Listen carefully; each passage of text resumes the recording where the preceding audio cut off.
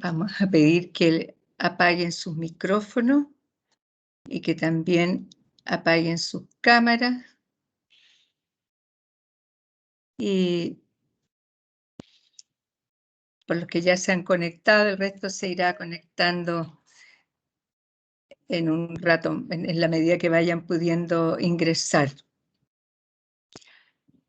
Muy buenas noches. En nombre de la Unidad de Humanización del Hospital Regional de Talca y Universidad Católica del Maule, quiero darles la más cordial bienvenida a todos y a cada uno de ustedes a este nuestro segundo webinar 2021. Nos alegra muy especialmente la gran convocación que hemos tenido, tanto de profesionales como estudiantes del área de la salud y teología de diferentes regiones del país, así también como la presencia de padres del grupo de autoayuda en duelo. En esta oportunidad los invitamos a reflexionar sobre dos temas que son inherentes a nuestra condición humana: la muerte y el duelo, para lo cual contamos con la participación de destacados expositores de 4 universidades. Saludo en forma especial a las autoridades que hoy día nos acompañan, a nuestro rector, doctor Diego Durán Jara, a quien agradecemos su permanente apoyo a nuestras actividades en humanización. Comprometió también su ingreso a este webinar Monseñor Galo Fernández Villaseca, obispo de Talca y gran canciller de la universidad. El señor Óscar Acevedo, director del Hospital Regional de Talca. La doctora Paula Ceballos Vázquez, decana de la Facultad de Ciencias de la Salud. Envió sus excusas el doctor Raúl Silva Prado, decano de la Facultad de Medicina de nuestra universidad, que tenía compromisos inexcusables previamente. Saludamos también a la señora Ingrid Ferguson Cárdenas, psicóloga coordinadora del Centro de Atención Psicológica CAPI, cuyo apoyo ha sido fundamental para el funcionamiento del grupo de duelo. Saludo al padre Pietro Magliozzi, médico y sacerdote camiliano, que ha sido nuestro mentor y con quien comenzamos nuestra formación en humanización. Con especial agradecimiento saludo a nuestros expositores, el doctor Benoit Mató, la señora Carolina Danek, la señora María de los Ángeles Pérez y la señora Paula Vega. Por un tema práctico y de plataforma, le pido a todos que mantengan sus micrófonos apagados, sus cámaras apagadas, y que las preguntas que vayan generando las distintas exposiciones sean dejadas en el chat para contestarlas al final de todas las ponencias. Sin más, por el tiempo y por los que se han conectado a tiempo, vamos a tener que comenzar. La muerte es nuestra única certeza. Sin embargo, como señala en su serie de charlas sobre duelo el padre Pietro Magliozzi, actualmente vivimos una sociedad tanatofóbica, pero la pandemia COVID-19 nos ha puesto de cara a esta verdad. Sobre la muerte como inquietud espiritual nos expondrá el doctor Benoit Mató. El doctor Mató es doctor en teología por la Universidad Laval de Canadá y el Instituto Protestante de Teología de Francia. Es máster en filosofía y es máster en teoría de las religiones por la Universidad Católica de Lovaina. Es autor de varias publicaciones indexadas y actualmente es académico de la Facultad Eclesiástica de Teología de la Pontificia Universidad Católica de Valparaíso. Adelante, doctor Mató, y gracias por estar con nosotros. Muchas gracias, Gisela, por esta presentación. Y muy buenas tardes a todos y todas. Estoy feliz de poder compartir este momento, esta instancia con ustedes. Y antes de comenzar, quiero agradecer la Unidad de Humanización de la Salud de la UCM por su invitación y, por supuesto, a cada uno y cada una de ustedes por su presencia. Básicamente lo que me pidió la unidad fue hablar de la muerte en relación con la temática de la espiritualidad, partiendo de la experiencia de los familiares que viven la partida de un ser querido. En este marco, que como tema es muy amplio, me quiero limitar a proponer una serie de breves reflexiones teológicas y filosóficas para plantear de la manera la más global y la más accesible posible esta problemática, que será después desplegada y trabajada de manera más concreta por Carolina, Paula y María. Un primer elemento que puedo mencionar para comenzar, y es un punto que puede aparecer como bien evidente, es que la muerte es antes de todo una experiencia trágica y dolorosa que viene a inscribir para siempre una ausencia, una falta, un inaccesible en el corazón de la vida. Un ser querido se muere, sea un hijo, un padre, una madre, un amigo, y entramos en un vértigo, una incredulidad, un inintegrable. No solamente este otro querido ya no está más, pero además experimentamos de manera confusa que una parte de nosotros mismos ha sido arrancada de nuestra propia existencia y ha desaparecido con él. En ese sentido, lo que está en juego en la muerte es la ausencia física definitiva de este ser querido, pero es también la desaparición de la vida que pudimos compartir, es decir, un poco de mi propia muerte. Antes de discutir a nivel más filosófico, este tema de la muerte me parecía importante subrayar esta evidencia que constituye el corazón de la experiencia de la muerte. La muerte es una experiencia trágica, dolorosa. Dicho esto, un segundo elemento que me parece importante mencionar es que la muerte nos sitúa frente a una paradoja que debemos explorar a nivel antropológico y a nivel espiritual. En efecto, si la muerte se presenta para casi todo el mundo como una experiencia trágica y como una fuente de angustia, de dolor, debemos al mismo tiempo reconocer que la muerte es una experiencia sin la cual la vida sería propiamente infernal y desprovista de sentido. En efecto, como lo escribe el poeta chino-francés François Cheng, yo lo cito aquí, intentemos imaginar una forma de existencia en la cual los seres ignorarían totalmente la muerte. Desde siempre estarían ahí, desde siempre contemporáneos. De hecho, palabras como siempre y contemporáneo probablemente no existirían en su vocabulario, visto que el tiempo sería ausente de su universo. Dado que todo ha sido dado desde siempre, no tendrían la idea de un transcurso, de una renovación, y mucho menos la de una transformación o de la transfiguración.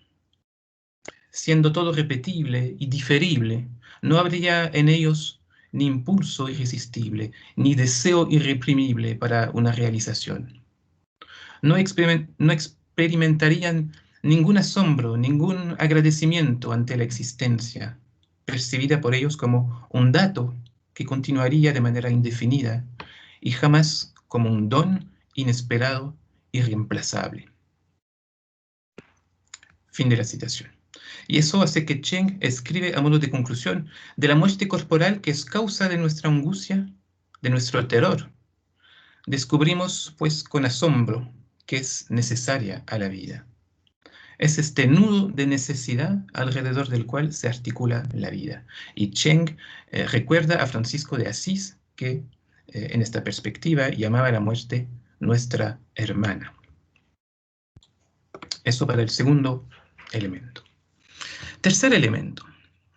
Si bien la muerte aparece como esta experiencia que permite la inscripción de un sentido en la vida, la experiencia de la muerte, sin embargo, es un momento y una dimensión del ser humano que, en cuanto tal, queda fuera del lenguaje, que no podemos nombrar, describir, de la cual no podemos testimoniar.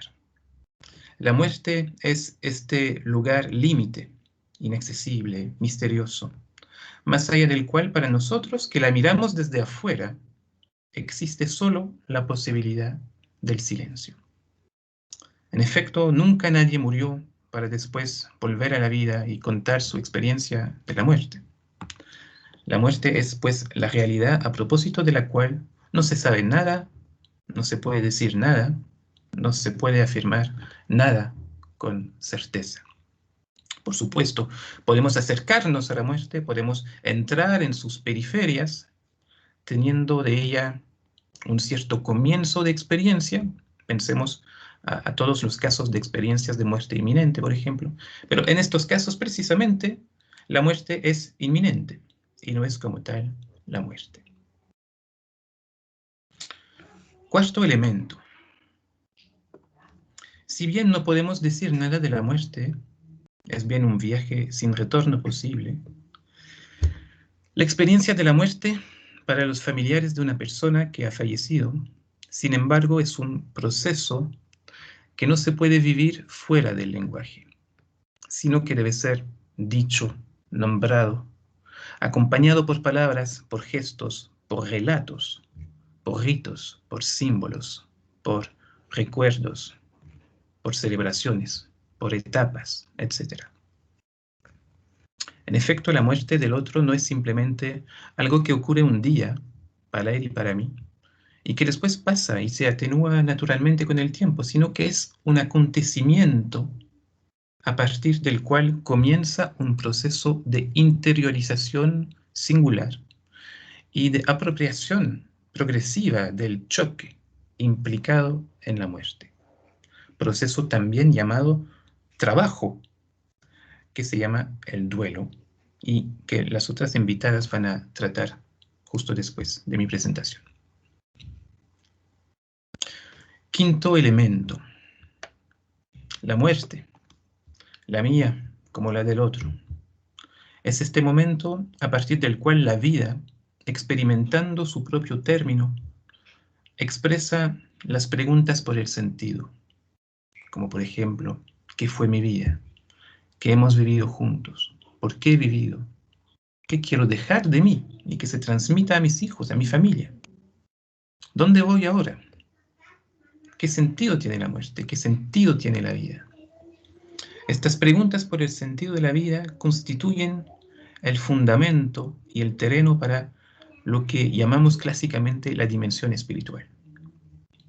De hecho, no es por casualidad si todas las grandes tradiciones religiosas y filosóficas dicen algo, y algo central para ellas, a propósito de este momento tan importante de la muerte. Haciéndolo, estas tradiciones intentan, cada una desde su propia perspectiva, responder a estas preguntas. En el caso particular del cristianismo, para darles un ejemplo, y porque culturalmente nos es más familiar, la muerte ocupa un lugar central en los relatos evangélicos y en el dispositivo religioso. En efecto, según los textos bíblicos, Jesús, Hijo de Dios, muere en la cruz y resucita al tercer día, abriendo para él y para nosotros un camino de vida, a través y a pesar de la muerte, abriendo también una esperanza en la tragedia de una situación humana confrontada a la muerte y al no ser. Y cuanto a las otras religiones y a las otras filosofías, nos cuentan otros relatos e interpretaciones de la muerte. Por ejemplo, nos hablan de reencarnación, de reintegración al ciclo de la naturaleza, etcétera, etcétera. En este sentido, podemos decir de la muerte, uno que es un momento altamente espiritual Y dos, que esta dimensión espiritual se encuentra, por supuesto, en la diversidad de las respuestas religiosas y filosóficas al tema de la muerte, pero sobre todo en la capacidad humana a experimentar y a formular estas preguntas existenciales. Sexto elemento. Si bien la muerte es un momento decisivo de la vida, ya vimos por qué, es interesante ver que, sin embargo, es un tema silenciado en el espacio público. La muerte, en efecto, viene a refutar las pretensiones devorantes de una sociedad caracterizada por su eficiencia, su bienestar, su pensamiento positivo, empresarial, su supuesto control y dominio sobre una realidad siempre contingente e imprevista. Y por estas razones la muerte no tiene más lugar en la sociedad, en el espacio público. Está eliminada, borrada, lo más posible de nuestros imaginarios y representaciones. Y entre paréntesis, una de las consecuencias más traumáticas de la crisis de la COVID-19 fue justamente de reintroducir con fuerza el tema de la muerte en el corazón de la vida, como un tema cotidiano. Al final resulta de esta eliminación de la muerte del espacio público, de esta privatización de la muerte, que la gente se encuentra hoy sin muchos relatos, sin muchas palabras, sin muchos símbolos para significar la muerte y por lo tanto para poder integrarla al tejido de su propia vida. Y esta situación se agravó aún más con la crisis de credibilidad de la Iglesia, cuyos relatos por múltiples razones no hablan más a la gente de hoy. De todo esto resulta que la muerte se transformó progresivamente en un punto ciego y necesariamente traumático, porque ya no se puede poner más en palabras, o solo podemos usar palabras vacías por demasiado convencionales. Por último, séptimo elemento. Me parece importante que podamos pensar de mejor manera la integración de la dimensión espiritual en el mundo del cuidado y en particular en el mundo hospitalario. En este momento, esta dimensión está asumida de manera confesional por equipos de voluntarios que lo hacen con mucha fe y mucha dedicación. Sin embargo, quizás es el momento, y yo pienso que la pandemia nos abre esta posibilidad, para repensar esta integración de otra y mejor manera, inspirándonos, por ejemplo, de los múltiples ejemplos de rearticulación entre la espiritualidad y el mundo de la salud que encontramos en el extranjero. Y hay muchas pistas que se podrían explorar y problematizar. Uno, quid de la identificación automática y a veces de la reducción de la dimensión espiritual del paciente con una confesión particular. De hecho, a veces escuchamos que la dimensión espiritual es algo religioso, algo para los curas. Pero sería tan cierto, ¿no sería algo distinto? Dos, ¿cómo evitar que la espiritualidad en el hospital sea solamente un suplemento de alma a la atención hospitalaria? Dicho de otro modo, ¿cómo podemos integrar la espiritualidad no como algo más que viene a añadirse desde afuera, sino como algo que ya está presente en el trabajo cotidiano de los equipos de cuidado, pero que debe ser nombrado, reconocido, promovido? 3. Podríamos imaginar la figura de un trabajador espiritual, en el sentido no confesional del término, que estuviera plenamente integrado a la vida de un servicio hospitalario, con tareas específicas, situado a la interfaz del paciente, del resto del equipo de la familia. 4. ¿Cómo podemos intentar ritos espirituales, confesionales y no confesionales, para significar el sentido de la muerte y de la vida en el contexto hospitalario, etcétera? Y termino con estas preguntas, esta breve presentación que no tenía otra ambición que de plantear de manera general el tema de la muerte en relación con la espiritualidad, Espero que estos elementos les hayan sido útiles y que les permitirán nutrir su propia reflexión. Muchas gracias por su atención. Muchas gracias, Benoit, por tan excelente síntesis en poco tiempo de un tema tan complejo y especialmente por dejarnos un gran desafío como funcionarios y como profesionales de la salud.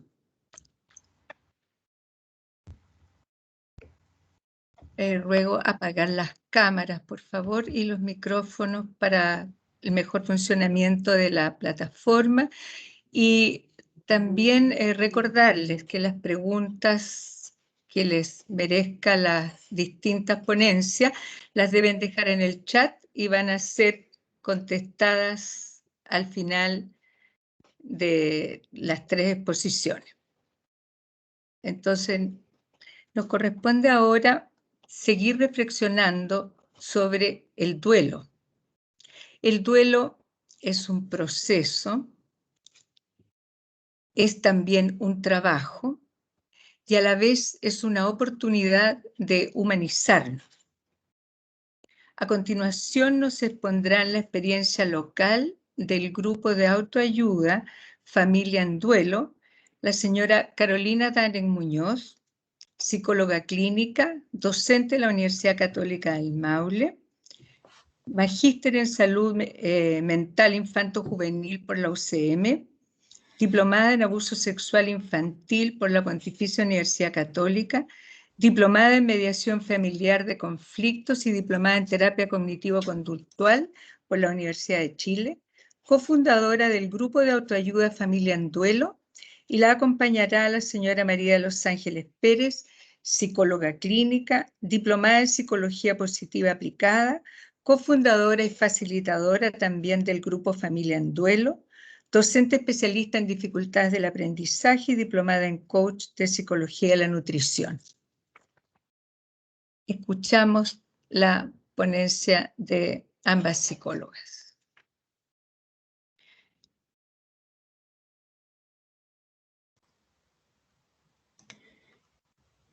Hola, buenas noches.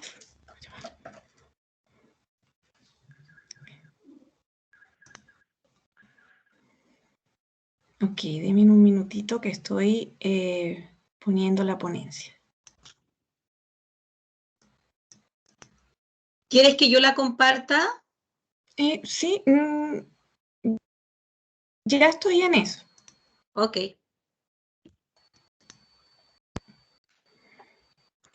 Si quieres, sí, compártela, Caro, por favor. Ok.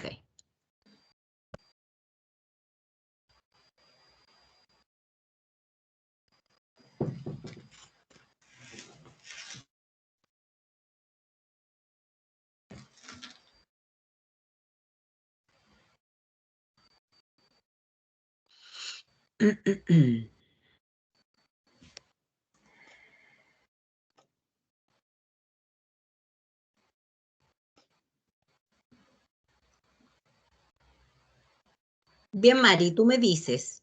Bien, perfecto. Bueno, nosotras venimos en representación de la Unidad de Humanización de la Universidad Católica del Maule, y de allí nace la iniciativa del grupo de autoayuda para padres en duelo. Las madres y padres que conforman hoy este grupo decidieron llamarle FED, Familia en Duelo. Y es para nosotros importante mandarles un saludo, así que un saludo cordial a Isaac, a Ornella, a Vivi, a Esther, a Julio, a Yaque, a Jenny. Y bueno, partiendo de eso, desde lo teórico, nosotros queremos introducir el funcionamiento del duelo, explicando un poco qué es el duelo. ¿Avanzas, Carita? Bien, el duelo es la respuesta psicológica de sentimientos y pensamientos que se presenta ante la pérdida de un ser querido. Es subjetivo y dependerá de las estructuras mentales y emocionales de quien la vive, lo que determinará si involucra o no síntomas físicos en ella. Existen diferentes formas de afrontar el duelo. Una es la psicoterapia, la farmacoterapia, la vinculación con grupo de paz, la búsqueda de apoyo social, por nombrar algunos. El compartir la propia experiencia, la propia vulnerabilidad con personas que están viviendo un duelo, reduce la soledad, el estrés y los problemas emocionales. El grupo genera sentimientos de pertenencia grupal y cohesión. Se crea una atmósfera de sostén y apoyo mutuo para expresar contenidos existenciales y emocionales muy personales. Crean también una similitud percibida al encontrarse con otras personas con análogas experiencias traumáticas, lo que mitiga o compensa los apoyos externos percibidos en ocasiones como poco comprensivos o condescendientes con el propio dolor. Según Pancrazi, escuchar diversas historias, observar comportamientos y mecanismos utilizados por otros, permite a quien está en duelo realizar cambios importantes, tener un mayor control de emociones y actuar mejor al interior de la familia y de la sociedad.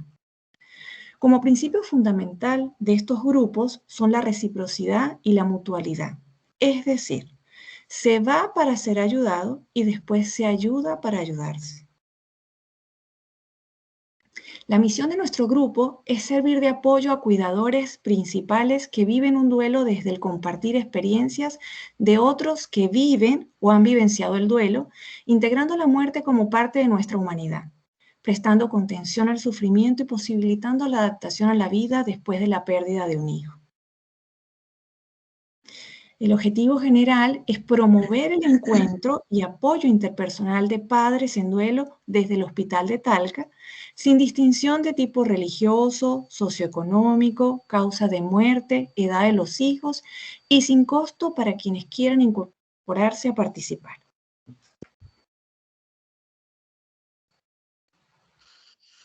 Bueno, contarles un poco cómo empezamos.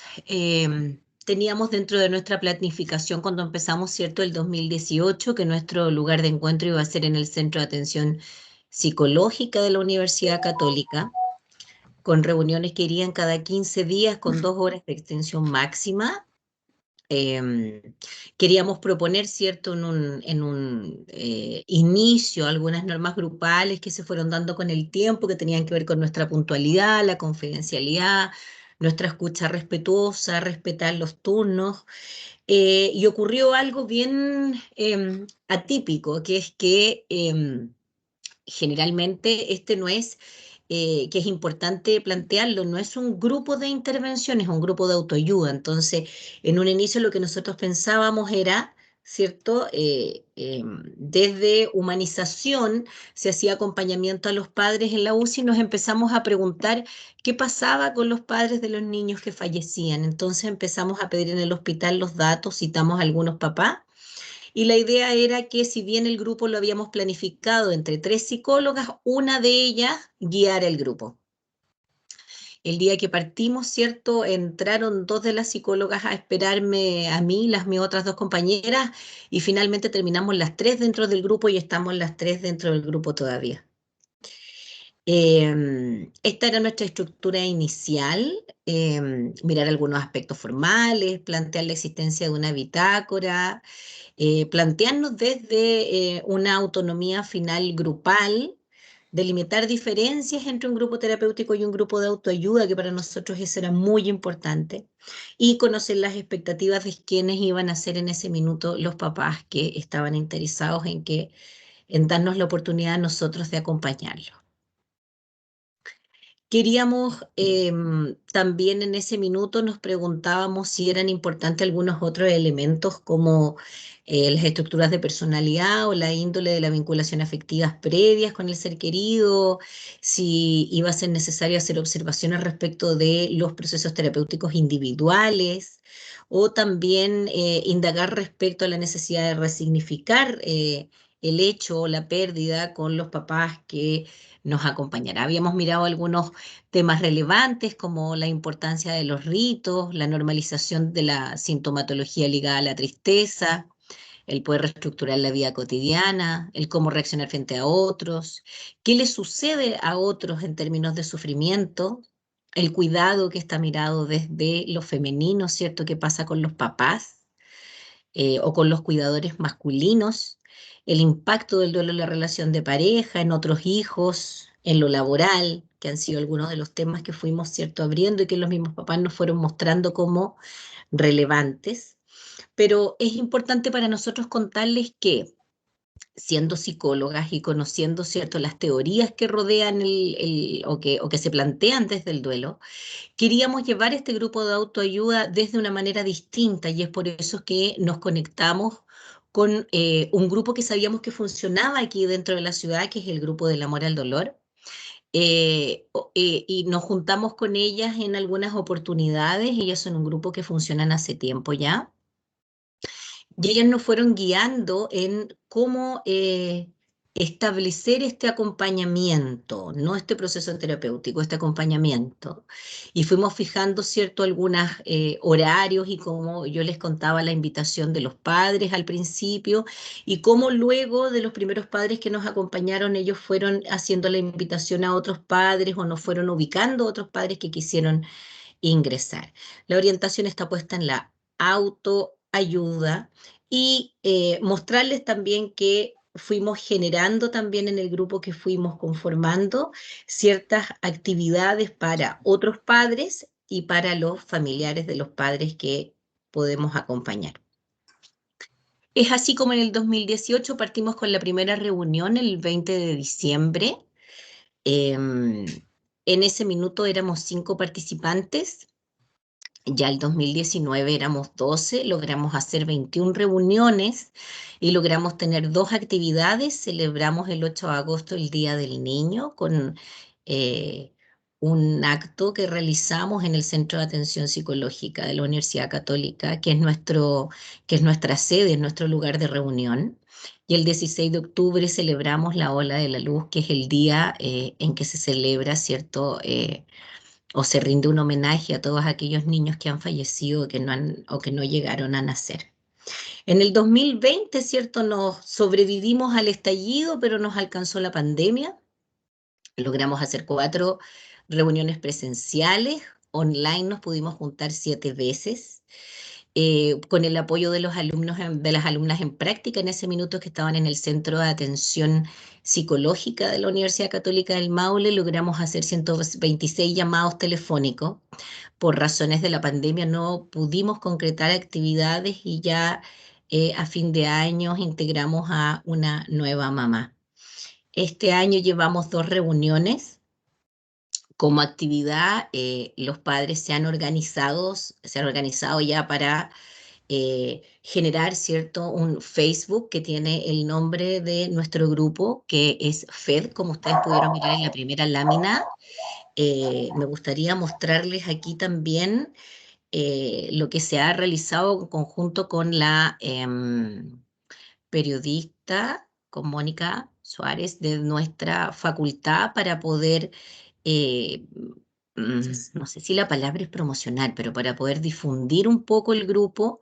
Estamos en constante preocupación de llegar a aquellos papás que pudieran necesitarnos. Es súper importante para mí contarles que esto o esta sigla que es FED es decidida en un trabajo que se hizo hicimos en sesiones grupales. Y esta sigla significa familia en duelo, por considerarnos todos los que participamos ahí parte de una familia y no distintas familias. Por eso no se llama familias en duelo. Ese fue un tema que discutimos bastante y eliminamos la S por ser todos hoy parte de una familia. Esta es una frase que nos ha orientado mucho para poder trabajar, que es de Bermejo, que dice: humanizar es un objetivo compartido por gran parte de la humanidad, por el que han trabajado y trabajan muchas instituciones y grupos. Se trata en el fondo que ahí donde hay una persona que sufre, haya otra que se preocupe por ella, por el solo hecho de ser vulnerable, reconociendo su dignidad, y que lo haga con todo el corazón, con toda la mente y con todo su ser. Nos gustaría también, más allá de nuestra presentación y contarles quién somos, pensando siempre en poder llegar a aquellas personas que pudieran necesitarnos, invitar, que deben estar por ahí, a Jacqueline y a Julio, que son una pareja de padres que están trabajando con nosotros y que son muy participativos. Ellos les van a contar desde su propia vivencia cómo ha sido estar juntos en este proceso. Jackie, Julio. Hola. Hola, hola. Buenas noches a todos. Hola, buenas noches a todos. Bueno, contarles que a nosotros nos tocó vivir el duelo, yo creo que más fuerte que puede vivir un ser humano, que es la pérdida de un hijo. Y en el 2019 tuvimos un accidente, el cual, de salir algunos más afectados que otros, mi hijo, a los días después del accidente, él falleció. Fue en realidad un golpe muy duro porque es algo que uno no espera. Uno la muerte hasta ese instante la ve como para los demás o para personas más adultas, pero no dimensiona la muerte de un hijo. Y llegamos a ese proceso y a pensar que en realidad la vida es parte de la muerte. Todos los días nacen personas, todos los días mueren personas. Entonces, desde ahí tuvimos que empezar a vivir nuestro duelo con mi esposo. Tenemos otra hija. Y no fue fácil, no fue nada de fácil. Y en eso nos llegó el dato de una amiga que conocía a la amiga. Nos comentó que existía un grupo donde se juntaban papás, que se le había muerto a su hijo y se juntaban de vez en cuando, que era un grupo que apoyaba a los papás, y nosotros decidimos tomar la opción de ir al grupo. Después de un par de meses de que mi hijo, se llama Julito, se fuera de esta tierra. Y cuando llegamos al grupo, éramos poquitos ese día, y bueno, tuvimos, yo creo, o sea, lo que uno logró sentir al llegar al grupo era que en realidad todos estamos vibrando en la misma sintonía. Porque al fin y al cabo todos pasamos casi lo mismo y nos entendemos, porque uno va sufriendo como distintas etapas del duelo. Y cuando uno encuentra que hay personas que sienten lo mismo que uno siente, vive, recuerda y enfrenta esta vida ya sin ese ser tan querido, es como que comparten las mismas cosas. Entonces nos sentimos súper apoyados. Con mi esposo nos gustó. Él no era mucho de asistir a este tipo de cosas, de abrirse, de hablar, menos de hablar de su hijo, porque eso al final lo llevaba a emocionarse mucho más. Pero eso también le hizo bien para poder botar esa tristeza. El llanto no es solo para poder botar lágrimas y botar pena, es también para desahogarse y botar una carga que uno lleva. Sí, ¿Qué opinas tú, Julio? bueno, o sea, como decía mi señora, ya que, claro, es una situación esto que nadie nunca lo imagina. Nunca imagina uno pasar por esto. Como decía el doctor Matot, o sea, la paradoja de la muerte. O sea, esto es algo, la muerte, o sea, la vida no tiene sentido si no existe la muerte. Pero aún así no somos conscientes, no se habla del tema de la muerte. Es algo que evitamos todo, la mayoría evitamos hablar de la muerte, porque es algo que nos toca, nos afecta, y en algún momento nosotros, algún ser querido se nos va a ir. Y en el caso nuestro, el fallecimiento de nuestro hijo nos tocó súper duro. Y como dice mi señora, o sea, yo nunca no era de ir a psicólogo, psiquiatra, porque siempre fui del pensamiento de que tú te haces tus problemas, tú te creas tus problemas, tú los solucionas. Pero esto es algo que en realidad es algo que de verdad es muy duro, difícil de salir.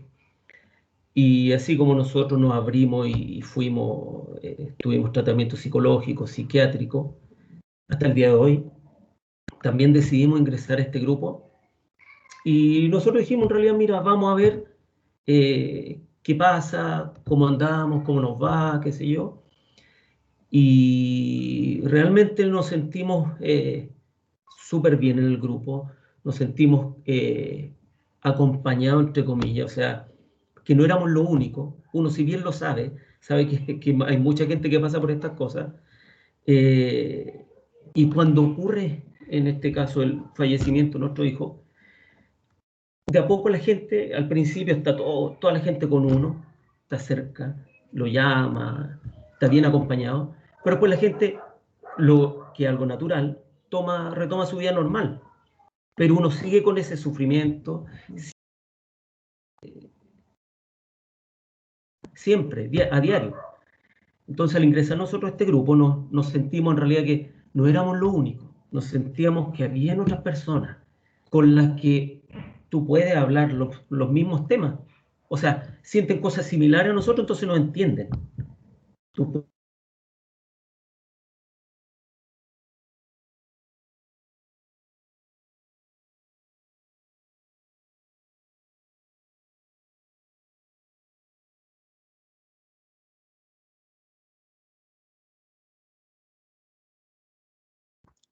Parece que hay algún problema de conexión. Vamos a esperar un poquito a ver si logran retomar su conexión. Mientras tanto, les voy recordando que las preguntas o comentarios vayan al chat. ahí volvimos. Sí, Sí, Julito, ahí se escucha. ahora perfecto. Ya. Bueno, la verdad, lo que decía, eso, nos sentimos súper bien en el grupo. Si bien este año no hemos podido reunir físicamente, como decía Carola, nos hemos reunido online, nos hemos comunicado. Hay ganas de seguir y ganas de hacer cosas por otra gente que en realidad que está viviendo lo mismo de uno y que en realidad muchas veces en algunos momentos uno siente que no sabe qué hacer con esto. Y la compañía, alguien que lo entienda, alguien que lo escuche, puede ser súper importante para esa persona. Entonces, yo creo que por ahí también va, como decía Carola, es sanarnos nosotros y al ayudar también nos ayuda a sanarnos, a sentirnos mejor, ayudar a otras personas con nuestra experiencia, con el escucharlos, con hacerla sentir a la otra persona que no está sola. Eh, y yo creo que la chiquilla, la Carola, la Nicole, María Ángel, han hecho un extraordinario trabajo. Si bien, como dicen ellas coordinan, pero en realidad ellas han sido la base de este grupo, digamos. Las que coordinan, que nos juntemos, qué sé yo, porque uno de repente está en su onda, pero ellas siempre están comunicándose con nosotros, así que agradecerle a ellas también, porque no habíamos tenido o nunca lo habíamos hecho en realidad. Agradecerle a ella y nada, esperar que este grupo siga creciendo entre todos los que estamos ahora y que se integre más gente, la gente que quiera en realidad formar parte de este grupo y esa es nuestra idea en realidad. A nosotros nos ha hecho muy bien. Eso en realidad queríamos expresar nuestra experiencia.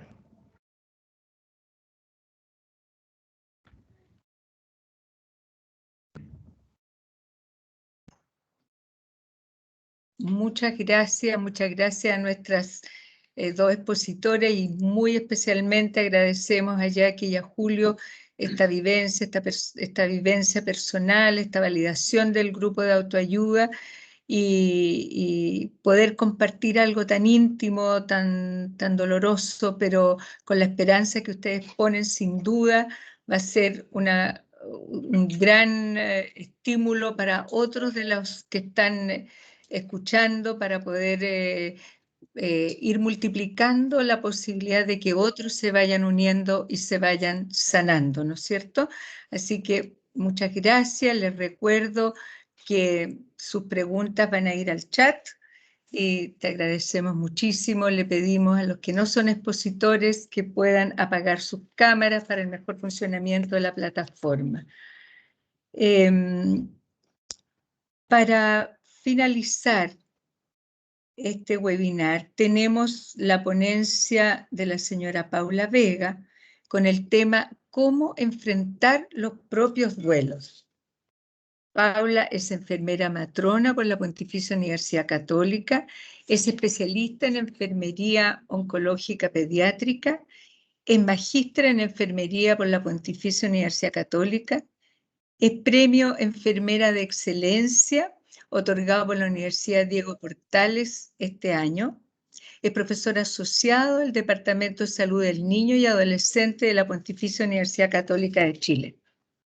Sus áreas de desarrollo son apoyo en duelo, cuidados de enfermería en el niño con cáncer, cuidados del niño con problemas traumatológicos y quirúrgicos. Agradecemos profundamente a Paula que esté con nosotros, sabemos lo compleja de su agenda y el tema que ella nos desafía es sin duda un tema que a los profesionales de la salud nos cuesta y que esperamos que se lleven a casa esta pregunta, estos desafíos y esta tarea de elaborar los propios duelos para poder así empatizar con nuestros pacientes. Así que muchas gracias por estar con nosotros y estamos atentas a la ponencia.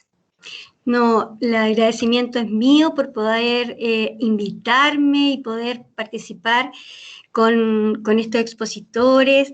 Me siento súper unida a lo que están viviendo las psicólogas porque de alguna manera nosotros también tenemos un grupo de duelo, por lo tanto siento, es muy bonito que se repliquen las cosas dentro de Chile y eso es precioso. Pero a raíz de esto mismo, de que un grupo donde yo pertenezco empezamos a apoyar a los papás en duelo, papá y mamá, yo soy del área oncológica, nos obligó a mirarnos a nosotros. ¿Qué nos pasaba a nosotros con esta muerte? Y es súper paradójico porque cuando nosotros empezamos un grupo de psicólogas y enfermeras a investigar sobre este tema, todo el mundo decía, pero ¿cómo? Si deben haber pero un montón de investigaciones. Sí, en el extranjero, pero aquí en Chile no nos habíamos hecho la pregunta, por lo tanto me hace mucho sentido con lo que planteaba el doctor Mató de la muerte, porque yo lo cuento como entre una broma o como estas contradicciones de la vida, que yo en el tema de duelos profesionales llevo más de 8 años trabajando, haciendo investigación, haciendo talleres. Sin embargo, no había hecho tanto webinar como nunca. O sea, en un año he hecho lo que no hice en 8 y triplicado, cuadriplicado.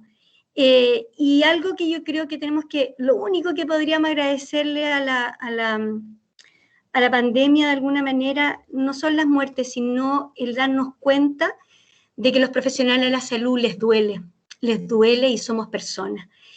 Y yo eso lo agradezco porque estábamos súper invisibilizados. Y ahora les voy a mostrar a continuación por qué se los digo. Me hace sentido lo que habló el doctor a la muerte, ¿qué es la muerte para mí? Y cuando nosotros hablamos, y yo hoy día me voy a parar, no solo como Paula Vega, profesora o enfermera o profesional, sino también como persona. Y ahí cuando uno habla de la muerte, muchas veces nos quedamos con esta cosa, la muerte, el electroplano, eso es muerte, súper físico. O este miedo, yo pongo este mono que hay de, no, la muerte me va a venir a buscar como una persona, como un ser, que le tenemos miedo a que nos encontremos con esta nada. Sin embargo, también para muchos de nosotros la muerte es algo esperanzador, sobre todo para aquellos que, yo trabajo mucho con personas a fin de vida, y dicen, bueno, ahora voy a descansar, sobre todo las personas mayores que han tenido enfermedades largas, dicen, al fin voy a descansar, voy a dejar tranquilo. Entonces, con esperanza como de ir a otra vida en una mejor condición, y la muerte es ese paso, solamente ese traspaso a otra vida mejor. Y también esta muerte de esta no saber qué hay después. Entonces la gente, hay algunos que tienen mucha esperanza, los que trabajamos, yo llevo más de 20 años trabajando con niños que a fin de vida en cuidado paliativo, y ellos han sido mis grandes maestros, donde ellos me han enseñado que, bueno, hay otra vida. De alguna manera me lo han mostrado, yo confío en mis maestros. Y en esta muerte, en esta mirada a la muerte, como decía el doctor Mato, también pasa, hay un cambio de actitud ante la muerte. Y también este cambio de actitud pasa con la experiencia de la vida. Ya nosotros vamos cambiando nuestra visión de muerte. Probablemente nosotros vimos ahora con el tema del COVID, de las muertes, ahora es un tema que se habla. Es increíble cómo ha aumentado la cantidad de personas y sobre todo los jóvenes que hablan de la muerte, o cómo les gustaría enterrarse, cómo les gustaría que fuera su velorio, cómo se gustaría vestirse, y esos temas no se hablaban en la juventud, o en la gente, no lo hablábamos en el día domingo, a nadie le gustaba poner este tema en el día domingo, por supuesto, que es muy importante, es muy, muy importante saber y decirle yo a mi familia cómo me gustaría que me enterraran, que me gustaría que diera, no sé, un discurso. Alguien dice, pero eso es morboso. No, no es morboso, es parte de la vida. Como también nos gustaría saber cómo me gustaría ir al parto y cómo nazca mi hijo, también me gustaría saber cómo en algún minuto mi hijo me entierra. Entonces, hay elementos que van cambiando. También está la negación al sufrimiento, o sea, hoy en día, efectivamente, nadie habla de la muerte porque le tenemos mucho miedo, no solo al hecho de morir, sino al cómo morir. Ya muero solo, muero acompañado, muero con dolor, le tenemos mucho miedo. Y también porque estamos en una sociedad donde lo más importante para la medicina actual es la curación de la enfermedad y la prolongación de la vida. Por lo tanto, lo importante es la prolongación de la vida, y entonces la muerte no entra ahí. Y nos negamos. En pediatría, por ejemplo, en el área pediátrica, en cuidados paliativos, hay muchos niños que querían estar en cuidados paliativos, y sin embargo su equipo dice, no, hay que seguir, intentar, vamos, otro trasplante. Hoy hay un momento en que uno tiene que parar y decir, este niño ya no. Y ahí viene toda esta cosa espiritual y por qué estoy acá, y una serie de cosas que, vuelvo a insistir, los niños a mí me han enseñado mucho. Por lo tanto, la muerte es la compañera inevitable de la vida, lo dijo el doctor Mato. O sea, es parte de la vida. Y nosotros la única certeza que tenemos al nacer es que vamos a morir. Por lo tanto, es un tema que deberíamos tenerlo en la conversación. No todos los domingos, pero sí por lo menos un domingo al año. Y ahí caemos en el duelo, porque la muerte nos lleva a que hay alguien que se va a ir. A veces se va un hijo en distintas condiciones, a veces se va un padre, una esposa, etc. Y el duelo en sí, como dijera la psicóloga, es una manifestación de dolor, aflicción por la pérdida de alguien que es significativo, ¿ya? Y es un conjunto de procesos psicológicos y psicosociales que siguen a esta pérdida, pero que tiene un resultado incierto, es dinámico, es sumamente personal y no puede durar, y puede durar hasta más allá de 4 años. Y muchas veces, en una mirada más bien tradicional del duelo, desde los seguidores de Freud, hablaban de que ya a los 6 meses, 1 año debería estar bien. No, eso no es verdad. No hay tiempos para el duelo se vive cada uno desde su duelo, desde su momento. Agradezco que estos dos papitos esta mamá y este papá hayan comentado su duelo, y para papás que hay en oncología dicen que este tipo de muerte de un niño en forma accidental es muy doloroso, y por lo tanto esta mirada desde el duelo va a ser distinta entre marido y mujer. Las mamás esperan una cosa, los papás tienen otra, las relaciones con los hijos son distintas. Entonces, no podemos estereotipar algo, es universal, el tiempo lo cura todo, no te preocupes, demos vuelta a la página, ten otra guagua, si es fácil. Como que el hijo, o como el marido, o como la persona perdida puede ser cambiable, y no es cambiable, ¿ya? Y desde esta mirada, hay varias teorías, está de Kübler-Ross. Kübler-Ross, su teoría la hizo en base a estos modelos, etapas, la hizo en base a la persona que iba a fallecer, no al deudo, a lo que a mí me pasa como persona que me están dando pocos meses o pocas semanas de vida. Y ella hablaba de estos pasos, la vida de Kübler-Ross yo se la recomiendo, hay muchos libros que tiene ella muy bonitos sobre la muerte. Y ella hablaba de estas etapas, pero ella decía, estas etapas no son lineales, uno pasa por negación, después se deprime, a veces puede estar súper bien y después vuelve a la negación. Es un paso. Y hay otras etapas que plantea Bowlby, que es desde el apego, que él habla de que cuando fallece una persona hay un embotamiento, un anhelo, una búsqueda, hay desesperanza y se empieza a reorganizar otra vez. Pero también lo plantean como que no es algo lineal, porque el duelo no es lineal. Hay mucha gente que dice, bueno, si ya ha pasado 10 años, yo estoy bien. Pero cuando nosotros que hemos trabajado con papás en duelo me dicen, no, yo a veces cada 10 años, a veces han pasado 5 y yo me voy a la playa y quiero estar solo con mi hijo y tengo mucha pena y quiero llorar. Y después se me pasa. Y eso no significa que tengo que ir al psiquiatra porque está súper mal, no, porque el duelo es así.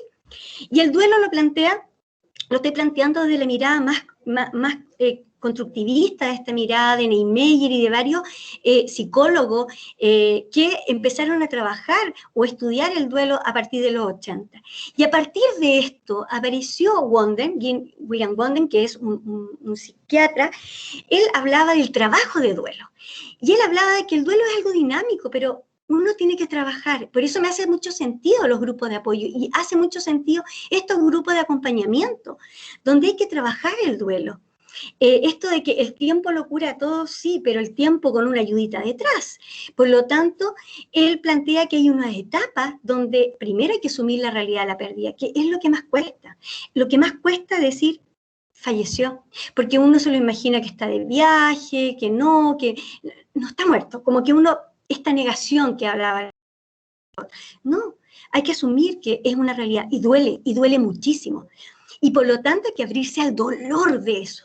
Hay que votar, hay que llorar. Y como decían acá los papitos, a veces, claro, al principio todo el mundo, vamos, y estamos contigo, pero ya después el mundo sigue su rumbo y los papás quedan como parados o la persona en duelo queda parada y todos siguen. Y uno dice, pero yo estoy parada, quiero que todo el mundo se pare junto conmigo, se pare junto con mi dolor. Y por lo tanto hay que tener este momento para poder abrirse al dolor. Revisar nuestro mundo de significado. Y ahí Wonden hace algo maravilloso, decir, a ver, ¿qué significó esta experiencia? ¿Qué me ha traído esta experiencia? Y hay muchos papás, muchas personas en duelo que buscan un objeto que se llama un objeto de vínculo y forman fundaciones, agrupaciones, porque dicen, como dicen los niños, me dejaron una misión y tengo que ahora trabajar por esto. Le damos sentido a lo que pasó y no nos quedamos nos quedamos el para qué, no el por qué. Y Wonden habla de la reconstrucción de la relación, pero ¿con quién? Con el fallecido. Y acá es un gran cambio entre el duelo tradicional y el duelo constructivista después de los 80, en cual dicen, tenemos que reconocer que hay un fallecido y ese fallecido está. Y como dice Niemeyer, son los ausentes siempre presentes. No están físicamente, pero están presentes en nuestro corazón, en nuestro recuerdo, en todo. Por lo tanto, hay que reconstruir ese vínculo con ese ser, que a pesar de que está ausente físicamente, siempre va a estar presente. Y ahí es donde habla Niemeyer de reconstruir un mundo de significado. ¿Qué me genera esta situación? Y desde esta mirada, que como yo les digo, lo estoy hablando como Paula Vega persona, ¿ya? Y con lo que nos pasa a muchos de nosotros que hemos tenido pérdidas significativas en nuestra vida, nos llama a reconocer, primero, que el duelo es una experiencia natural, que es normal de la vida, pero que causa mucho dolor y altera el curso de la vida y el entorno. O sea, a veces con una muerte nos cambió 180 grados nuestra vida. Y por lo tanto, nos mueve, es un terremoto grado 12. Y como otras crisis puede construir un crecimiento personal. Y alguien dice, pero ¿cómo? O sea, si se me murió el ser que más quiero, ¿cómo voy a crecer? Y crecen. Yo alabo a los papás porque hacen una maravilla de trabajo. Y esta vivencia es personal, es activa, y se considera factores, y hay que considerar factores psicológicos, sociales, culturales. No podemos compararnos entre las culturas, la mirada del pueblo mapuche, donde hay una cosmovisión distinta sobre la muerte en comparación con otros que pueden ser anglosajones. O sea, hay que considerarlo. Y requiere que el deudo realice tareas. Y estas tareas son sumamente importantes, que es la que yo les comentaba anteriormente. Pero ¿qué es lo que pasa? Y acá entra a muchos de los que están escuchando hoy día. Ya no soy la Paula Vega solamente persona, también soy profesional. Y ahí empieza el tema, pero como profesional. A mí cuando yo salí hace 20, 25 años de la escuela me dijeron, usted no puede llorar, usted es enfermera, usted nada, toca, puesta, nada de llanto, porque si no pierde el profesionalismo. Perdí. Reprobé todos los ramos porque yo era muy llorona y sigo siendo llorona, pero eso me ayuda a estar aquí, a poder ayudar a los papás, a poder estar hablando de duelo, porque me refortaleció el poder reconocerme persona antes que profesional. Y el profesional no tiene que dejar de ser profesional porque siente, al contrario. Es parte del humanismo. Por lo tanto, acá hay un trabajo muy hermoso que hizo un psicólogo que se llama Doca en el 2002, que él estudió sobre qué le pasa a los profesionales, y los profesionales se privan de su propio luto. Ellos dicen, yo no tengo derecho a sentir duelo por un paciente. ¿Por qué no? Pues si yo no soy pariente, sí, pero es algo significativo. Imagínense en el área donde yo me manejo con pacientes crónico, donde uno los conoce años, ¿cómo no voy a sentir dolor? Por lo tanto, él lo que plantea es que los proveedores de salud no recibirían el apoyo necesario cuando la relación con sus pacientes no es reconocida. Y por lo tanto, ahí está el primer punto. Nosotros, como profesionales de la salud, tenemos que reconocer que hay un lazo y por lo tanto un derecho al duelo profesional. Tenemos derecho a sentir duelo. Y acá solamente desde la mirada que yo les planteé de Wonden, algunos relatos de enfermeras. Dice, fue duro aceptar que ya no podría hablar más con la Barbarita, escuchar sus locas historias que tanto me hacían reír, compartir esos momentos gratificantes, abrazarla. Al llegar a turno y ver su cama vacía fue terrible. Al escuchar que Paola había muerto, no podía dejar de llorar. Lloré por horas su partida.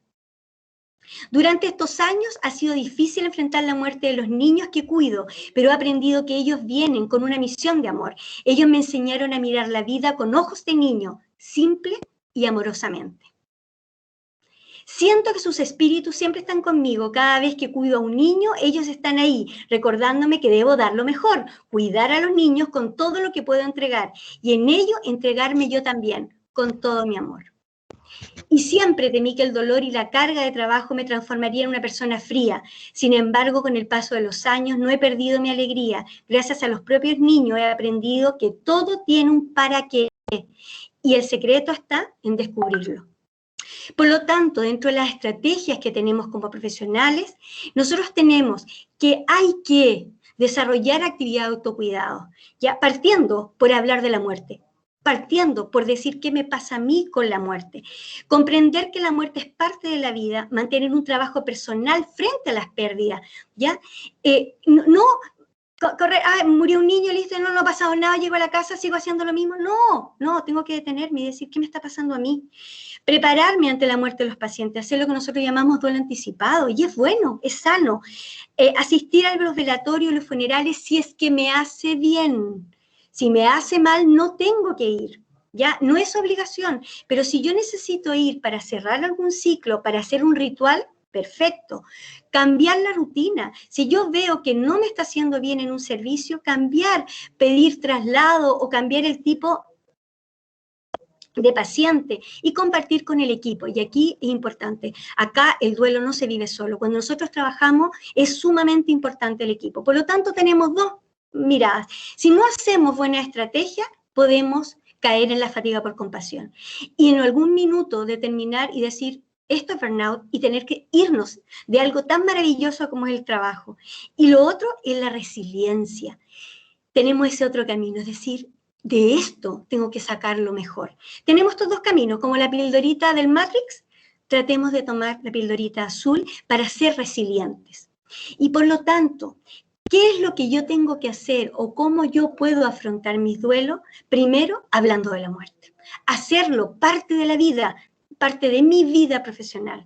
Reconocerme como deudo. Yo también sufro duelo. Apoyarme en mi equipo y apoyar a mi equipo, sobre todo a los más jóvenes. Hacer rituales de despedida con los pacientes, buscar una vela, una oración, hacerle un ritual a los papás, abrazarlos, hacer un ritual. Capacitación, pero capacitación no en lo técnico, muchas veces nos quedamos en lo duro. ¿Y qué pasa con mi capacitación de dar malas noticias, de afrontamiento, de humanismo, de duelo? Hay cursos maravillosos en duelo en España que online, pero maravilloso, que uno los puede hacer. Aquí en Chile también los hay. Reconocerme y conocerme.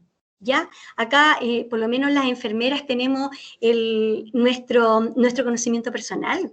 O sea, yo no puedo ser una buena enfermera si no sé quién soy. Y por último, buscar sentido a lo que estoy haciendo. Es terrible cuando uno enfrenta la muerte de un niño.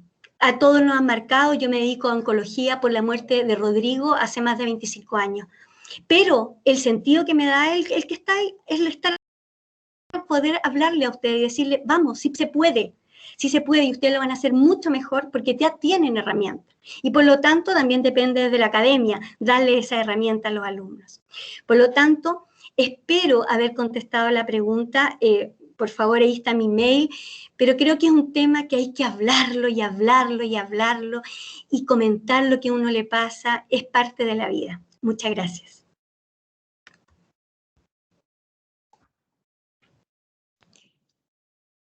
Muchas gracias, Paula, por este testimonio, no solo desde lo profesional, desde lo académico, sino que también desde el corazón. Así que infinitas gracias a cada uno de los brillantes expositores que hemos tenido, también a los padres por compartir su vivencia. Y quisiera comentarles que en el mismo sentido que va Paula, que nosotros como profesionales de la salud tenemos que mirarnos, tenemos que saber lo que nos pasa, es que quiero contarles que el grupo de humanización está pronto a iniciar un trabajo de investigación en los hospitales de Linares, Curicó y Talca para saber cómo la pandemia, este duelo, esta exposición a la muerte, que además ha sido tan mediatizada, ha afectado al personal de salud de las unidades críticas.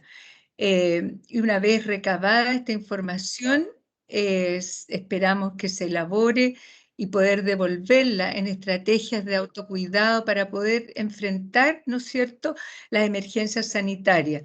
Esto está siendo un trabajo conjunto de las 3 facultades de medicina, de ciencias de la salud y de teología y ciencias religiosas, y está liderado justamente por una enfermera, la doctora Margarita Poblete. Así que esperamos tener novedades al respecto. Se los quería comentar que también ha sido una inquietud de esta unidad de mirarnos nosotros. No podemos mirar al otro si no nos miramos primero nosotros y nos reconocemos como seres vulnerables, como seres sufrientes, pero que estamos llamados a elaborar esto para poder ser también personas que lleven la esperanza, ¿no es cierto? La esperanza a los sufrientes.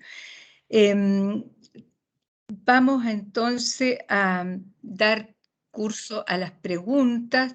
Hay muchas felicitaciones por las ponencias y también muy especialmente a los padres y a Paula que han compartido su experiencia.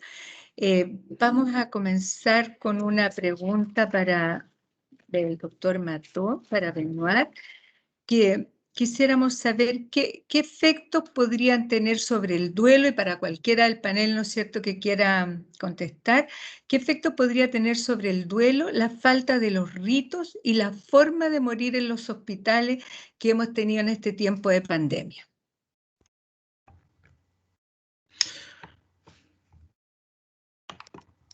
Bueno, muchas gracias por la pregunta. Claramente, yo pienso que la situación pandémica que conocemos, que hemos conocido, pero que conocemos todavía, fue muy dura sobre las maneras de hacer el duelo.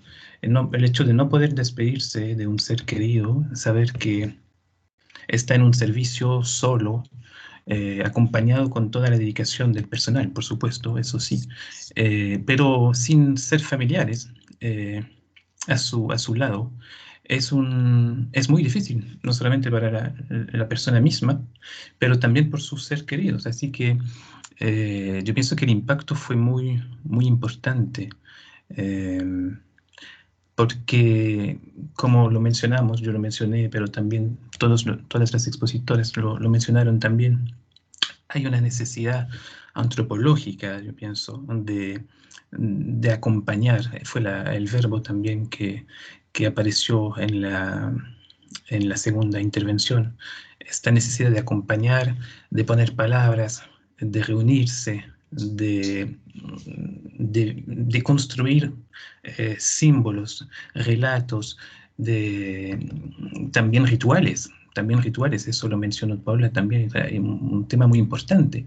Y yo pienso que va a ser interesante ver y estudiar después de la pandemia qué estrategia los equipos de cuidado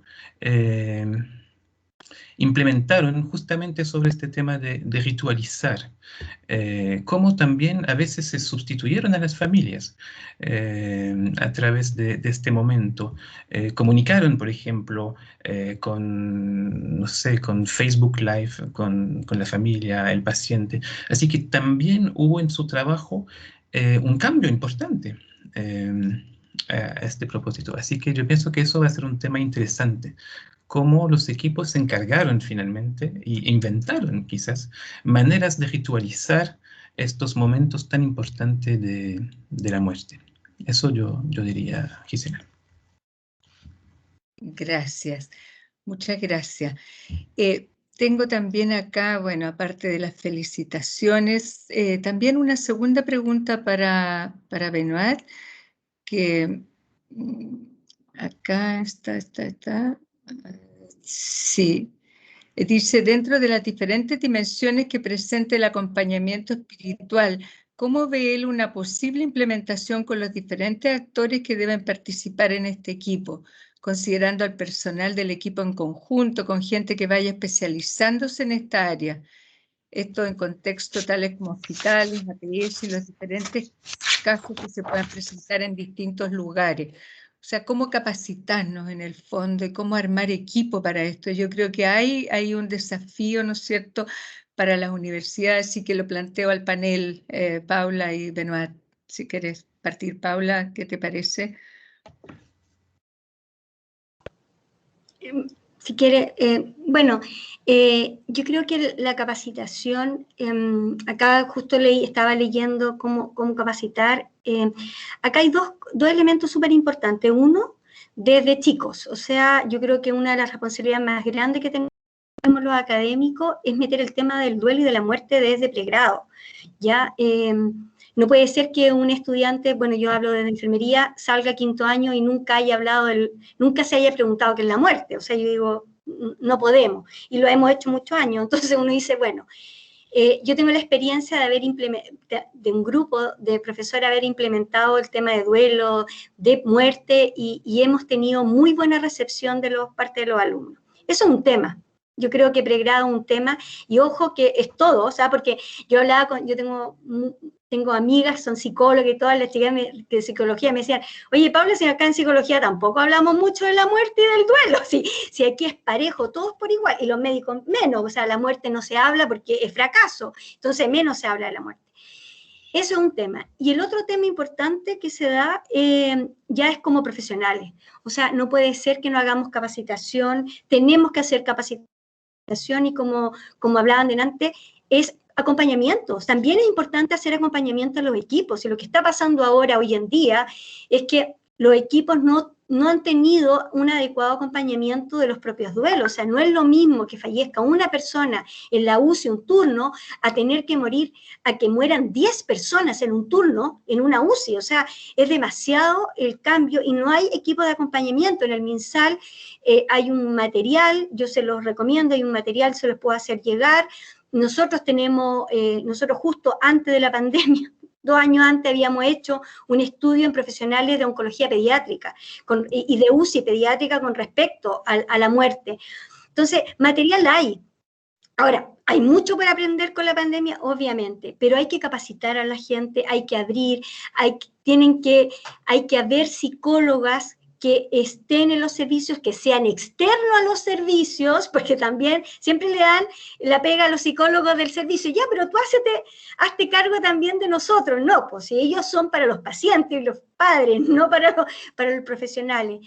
Entonces, yo creo que hay varias estrategias que hay que empezar a ver desde la capacitación y desde la mirada de nosotros mismos. Gracias. Sí, sin duda, ¿no es cierto? Yo creo que como profesionales de la salud también tenemos que hacernos cargo de nuestra salud mental, porque pareciera que la salud mental es una cosa de otros y la salud espiritual también es una cosa de nosotros. No sé qué les parece si esto debiera hablarse más pequeños todavía desde las aulas, porque uno de repente ve el compañerito de curso y que también debiera trabajarse a nivel de profesores, a nivel de escuela de padres, porque uno ve el compañero de curso que se le muere a alguien, a veces en situaciones súper traumáticas. Hemos estado expuestos, por ejemplo, a un padre que se suicida. ¿Qué se le dice a ese niño? ¿Cómo se le comenta? ¿Hasta dónde se comenta? Y son temas que son cotidianos, no son de la pandemia, no son una excepción. Entonces yo creo que tenemos que considerar la muerte como parte de la vida para poder vivir bien, ¿no es cierto? Nos preguntan acá, quizá en parte ya se ha contestado, pero como formadores de profesionales de la salud, ¿cómo debemos incorporar la sensibilización como parte esencial del proceso formativo? Yo creo, no sé, si a través de un ramo, si a través de talleres, si a través de qué, yo creo, a ver si nos iluminan algo.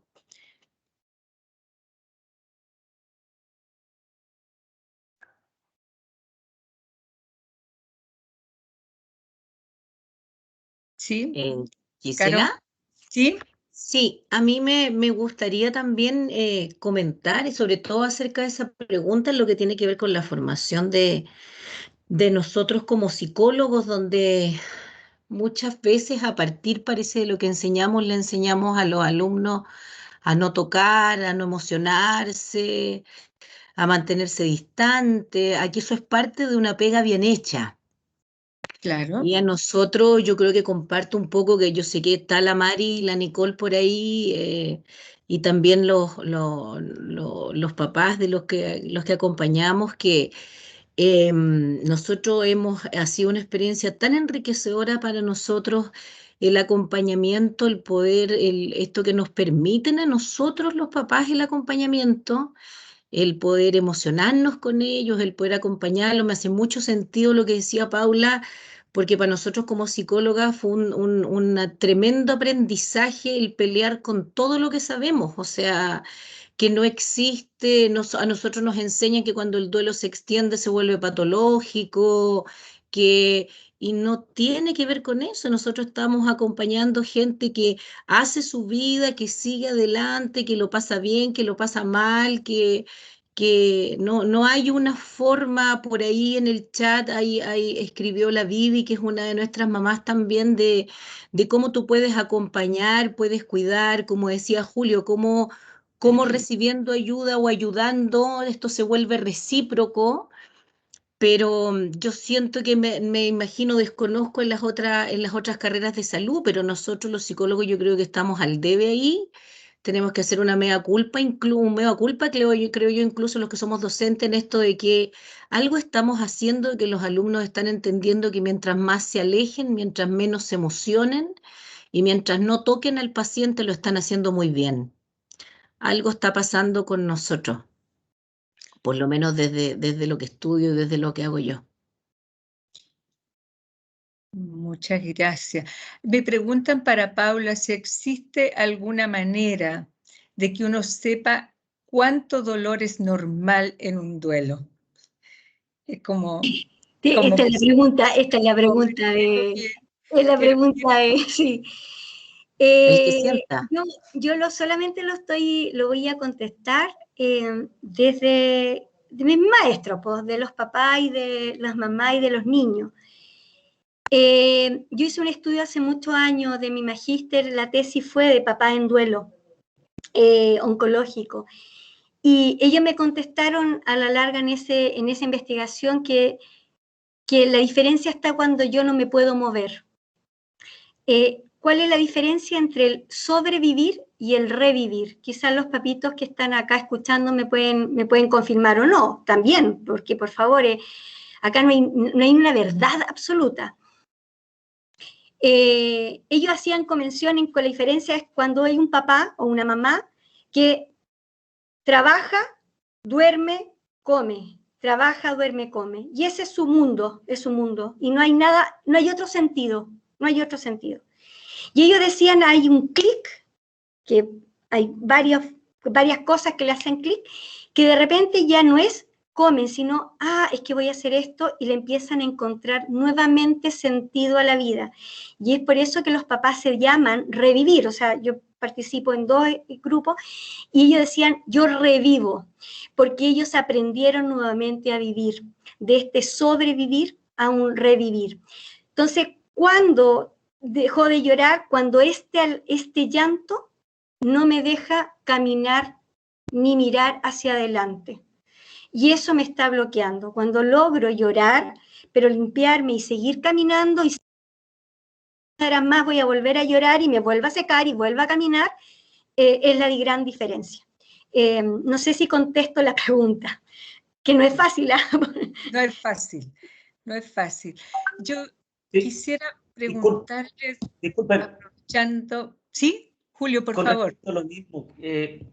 A ver, lo que yo quería opinar sobre lo que dice Paula, tiene relación con eso, por lo menos lo que creo yo, y mi señora lo que hemos vivido, y lo hemos conversado nosotros. Tiene que ver con que, o sea, pena va a haber, yo creo que siempre, pero nosotros lloramos, después de un rato seguimos nuestra vida, lloramos, tenemos pena, un momento, pero después seguimos haciendo nuestras cosas, después nos reímos, después hacemos cada uno, o sea, lo que tenemos que hacer. O sea, no nos paralizamos, no nos dura lo que nos duraba antes, la pena.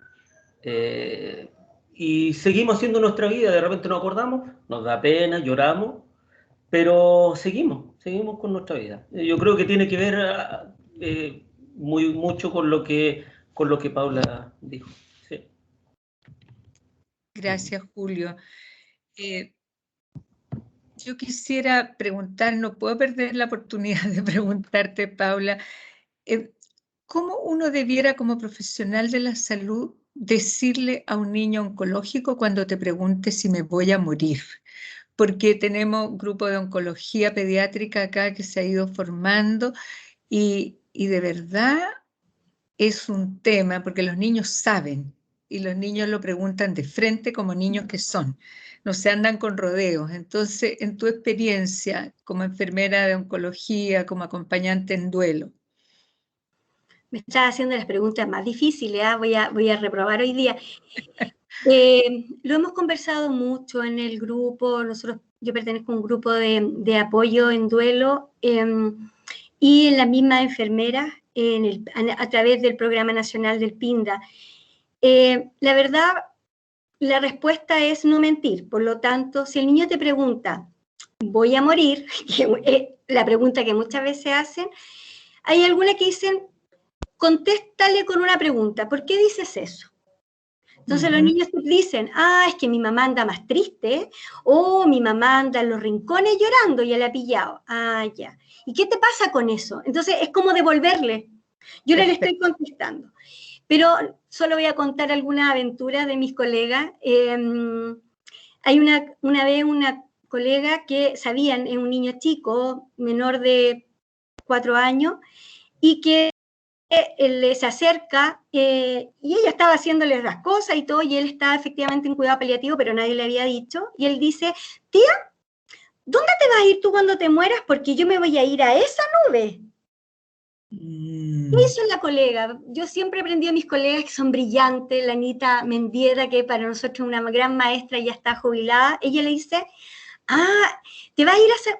Hagamos una cosa, cuando yo me muera, me voy a ir a esa otra nube y vamos a estar juntos, ¿te parece? Ya, tía. Claro, ahí terminó, pero si ustedes se fijan, desde lo profesional, hay dos mensajes. El niño tiene claro que se va a morir. Sí. Ya nos pilló que se va a morir y tampoco es la idea que uno hable todo el día, pero por lo tanto uno va preparando a los papás, porque algo que tiene mucho miedo a los papás es cómo acompañar a ese niño que sabe que va a morir. Por lo tanto, por eso es que hay que jugar, hay que meterse en el mundo y el pensamiento, por eso que hay que aprenderse, a los que son alumnos aquí, por favor, hay que aprenderse a apellido a Erickson. Cuando uno dice, ¿para qué me van a enseñar Erickson? Bueno, es para entender cómo puedo comunicarme con ese niño que me está hablando. Adolescente, sí, tengo experiencias maravillosas, pero con la verdad. Yo creo que yo aprendí con los adolescentes a hablar con la verdad y no podemos dejar que ellos lo oculten. Tengo también historias muy tristes de niñas que ocultaron saber, pero en ese intertanto sufrieron mucho ellas y sus padres, en algo que podría ser muy enriquecedor. Ahí ayuda mucho, otro dato freak, las terapias complementarias, hacer reiki, hacer otros tipos de terapia, mindfulness y una serie de cosas, ayuda a los niños a hablar y sacar muchas cosas. La sonrisóloga, bueno, en el Sotero del Río hacen milagros, hacen unos trabajos maravillosos. Yo creo que todo sirve, pero siempre con la verdad. Los niños nos pillan. Los niños son mucho más inteligentes que los adultos, muchísimo más inteligentes. Eso. Muchas gracias. Sabemos que era muy difícil esa pregunta. Muchas gracias por el material que nos estás dejando también ahí. Y yo creo que en virtud de la hora, va a ser bueno que demos por finalizado. Nos quedan muchas Gisela, inquietudes. ¿alguien quiere hacer una pregunta? A ver, no la veo acá. A ver si tú la ves, si la puedes leer, ¿sí? Creo que Osvaldo tiene la mano levantada y Esther veo unas manitos levantadas. Sí. A ver.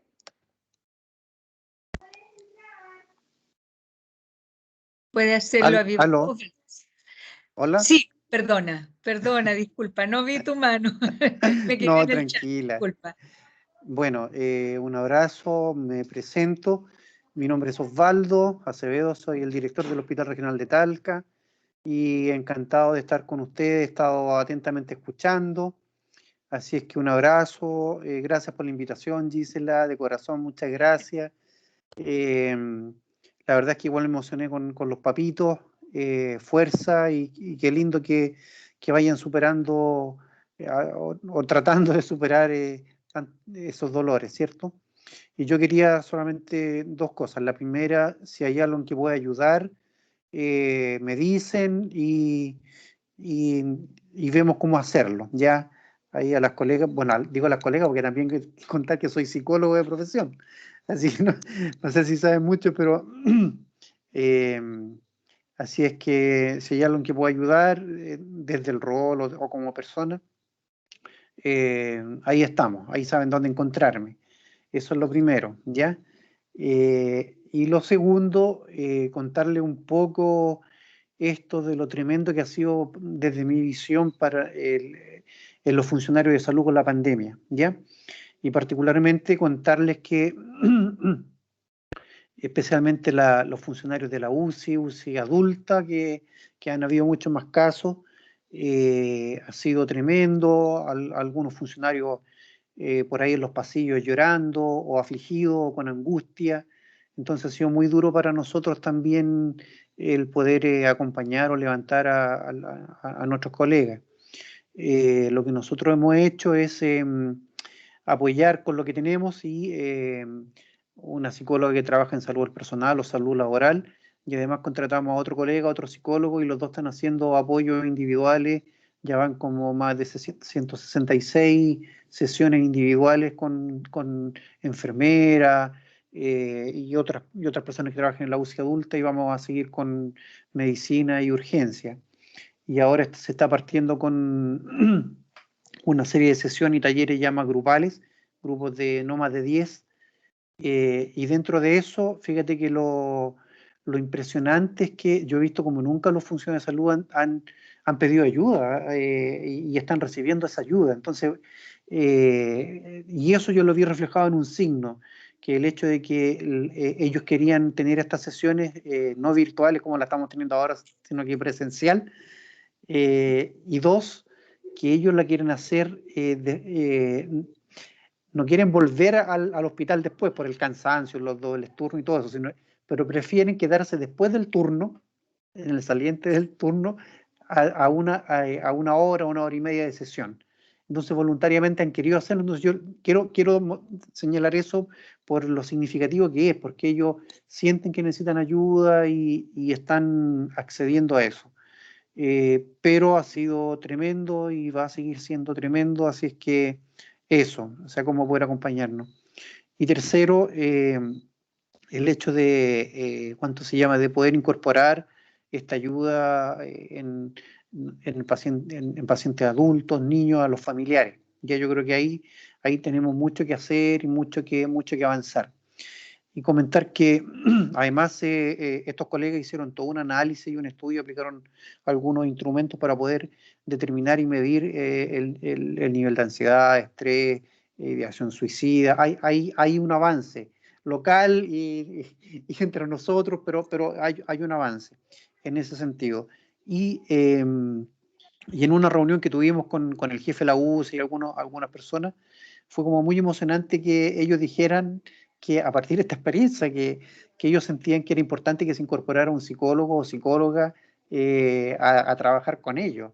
Entonces, uno ya, bueno, yo soy psicólogo, qué sé yo, entonces, pero que te lo diga, no sé, pues el jefe médico de la UCI y diga, pucha, sería súper importante que pudiéramos tener a alguien que acompañara a la familia, en fin. Entonces, una cosa muy, muy, muy linda. Bueno, algunos pincelazos de cosas, pero fundamentalmente quería saludarle, agradecer la invitación y en la medida que yo pueda ofrecer todo mi acompañamiento, mi ayuda, si en algo puedo ayudar, ahí me tienen. Un abrazo. Seguro, muchísimas gracias. Y nosotros también teníamos desde antes muchas ganas de encontrarnos, de conocernos, de contar también lo que hemos estado haciendo antes de la pandemia, prepandemia, y ahora hemos estado, bueno, quedamos el año pasado un poco en shock, como todo el mundo, y dijimos, este año vamos a partir al menos con los webinars, y también teníamos en mente a través de enfermería, ver, se estaban haciendo algunos contactos para ver si nosotros también podemos ayudar a lo mejor con algunas sesiones, en fin. Yo creo que la pandemia nos abre desafío y tremenda oportunidad y sobre todo siempre hemos pensado que de alguna manera nosotros tenemos que hacer sentir que este es un hospital universitario. O sea, es un hospital universitario, es campo clínico de 3 universidades, entonces también yo sé que el equipo nuestro está dispuesto en la medida de lo posible también a hacer equipo, ¿no es cierto? Porque sabemos que los recursos son pocos y nosotros trabajamos con la UCI pediátrica durante 4 años haciendo acompañamiento a los familiares, y lo que se vio era la disminución del número de reclamos, solamente porque hacíamos este puente, y no quisimos, te lo aprovechamos de contar, no quisimos tomar voluntarios, porque eso tiende a polarizar un poco desde nuestra perspectiva. En cambio, nosotros todos hemos sido hospitalarios, entonces todos hemos llevado esa guitarra alguna vez. Entonces uno dice, si dice, mire, si puede ser un voluntario, uno corre un poquito el riesgo que digan, mire lo que dijo el doctor, mire cómo se lo dijo. En cambio uno sabe que de repente está bajo presión, que está... Entonces fuimos haciendo este puente y tenemos la intención de trabajar algo con medicina, así que también estamos muy dispuestos, porque sabemos la necesidad y que la universidad no tiene sentido si no está en la trinchera. No tiene sentido si no logra vaciar hacia allá, así que ha sido una estupenda oportunidad de encontrarnos, de poder hacer. Disculpa, Gisela, a mí me gustaría contarte, Osvaldo, también que antes que estuvieras tu comunidad de humanización, que yo creo que es importante destacarlo también del hospital, hicimos mucho acompañamiento a los médicos de la UCI, del hospital de la UCI infantil, súper apoyados por la doctora Peña también, que se portó muy bien con nosotros, que nos dio la cabida y la entrada, y en ese minuto todos los apoyos que se les hizo a los médicos fueron saliendo de turnos, quedándose mucho más tiempo, lo mismo las enfermeras, que es una disposición que ha estado en los equipos siempre, que no me gustaría que se entendiera que es como en la pandemia y en la necesidad. Yo siento que hay una disposición de los profesionales del hospital que nosotros como unidad de humanización la vivimos, la vimos. Los acompañamos, ellos hicimos levantamiento de necesidades, buscamos temas, capacitamos en entrega de noticias difíciles, los acompañamos, tratamos, justo nos pilló la pandemia cuando estábamos tratando de hacer algunas intervenciones a ver si podíamos hacer reuniones de debriefing, pero sí destacar, a mí me gustaría destacar la disposición, porque son los que conocemos de los médicos de la UCI, las enfermeras de la UCI pediátrica del Hospital de Talca, que tuvieron esa disposición en todo momento, no solamente en épocas de pandemia y en épocas difíciles, sino que siempre tuvieron la disposición de quedarse después de turno, de mostrarse interesados, de participar en todo momento y mostrar el interés por los papás y por capacitarse y por seguir haciendo lo mejor posible su trabajo. Bueno, muchas gracias a todos. Nos dejan tremendos desafíos de seguir apoyando el hospital, de seguir conociéndonos a nosotros mismos, de seguir elaborando nuestros propios duelos, como dice Paula, de poder hacernos cargo de nuestras emociones y de esta manera poder empatizar mejor con nuestros pacientes, comprender sus necesidades, ¿no es cierto? Y humanizar cada día más nuestro quehacer. Así que agradezco a nuestros expositores, a nuestros padres del grupo de autoayuda, a nuestras autoridades presentes, académicas y del Hospital de Talca, y a todos los participantes. Estamos avanzada la hora. Sabíamos que había más gente inscrita, pareciera que hubo algún problema de plataforma. Sabemos que esto ha movido y eso es un desafío, enfrentarse a esta realidad. Así que muchas gracias. Esperamos encontrarnos en algún otro conversatorio. Buenas noches.